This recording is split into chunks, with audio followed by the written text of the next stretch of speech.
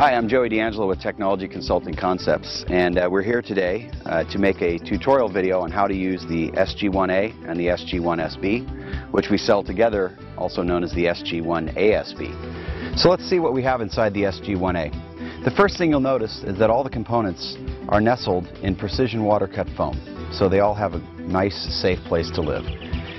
The entire case is lined with heavy-duty aluminum foil. And what this does is this makes an electrical connection between the top and the bottom parts, and that allows for all the components to be fully EMP protected. Right here you have nickel-plated, fully encased battery terminals for the positive and negative, and these actually have a digital voltage display on them so you can monitor the health of each cell. This is a 250 amp A&L fuse. This is right in line with the inverter. It's to protect the inverter and the battery bank. This is the expansion port. This is your solar charge controller. These are 520 watt solar panels. This is your solar panel connection port. This is a triple car socket charger with a USB charger, so you can get away from using the inverter if you don't have to. This is your expansion control cable for connecting with other units. And this is a 1.5 amp trickle charger, so you can plug this unit into the wall to keep your batteries charged up for an emergency. And lastly, this is the Xantrex ProWatt 2000. It's a 2000 watt pure sine wave inverter with a 3000 watt surge capability. All of this is documented and shown in connection diagrams in laminated schematics, and we also have a laminated load chart so you can have a good idea of how long this will run things. So that's all the components that come in the kit. So let's take a look at what's in the SG1ASB. Again, we have the precision water cut foam and the full EMP shielding. We have two more 34M deep cycle marine starting batteries, so this is 100 amp hours of battery capacity total. We have the expansion control cable. We have an expansion port for the batteries. We have 5 more 20 watt solar panels. And in this cubby right here, we have a variety of cables. We have a solar panel connection expansion connector. We have a 30-foot solar panel deployment cable.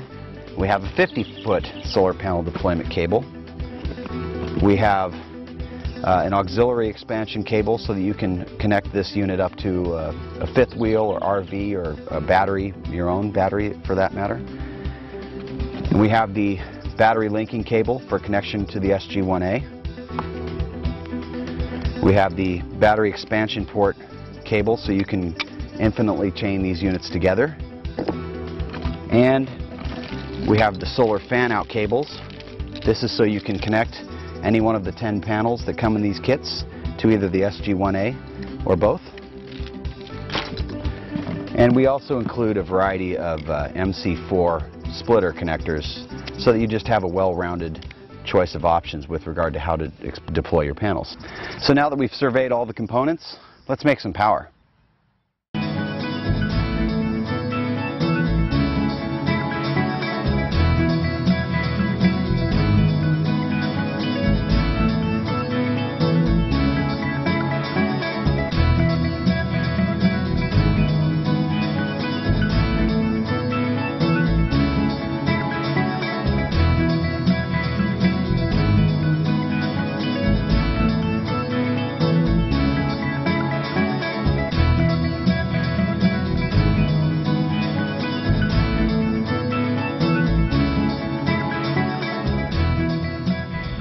So let's do some grinding, but first we need to make sure we have our super cool safety goggles, and we're going to perfect this butter knife.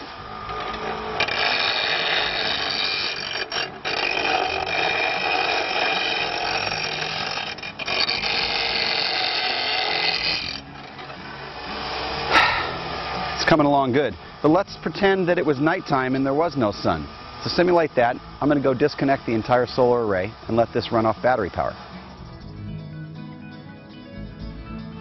As you can see, we can keep grinding.